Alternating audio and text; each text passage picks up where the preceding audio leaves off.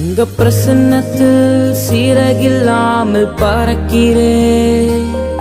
உங்க சமூகத்தில் குறைவில்லாமல் வாழ்கிறேன். உங்க பிரசன்னத்தில் சீரகில்லாமல் பறக்கிறேன். உங்க சமூகத்தில் குறைவில்லாமல் வாழ்கிறேன்.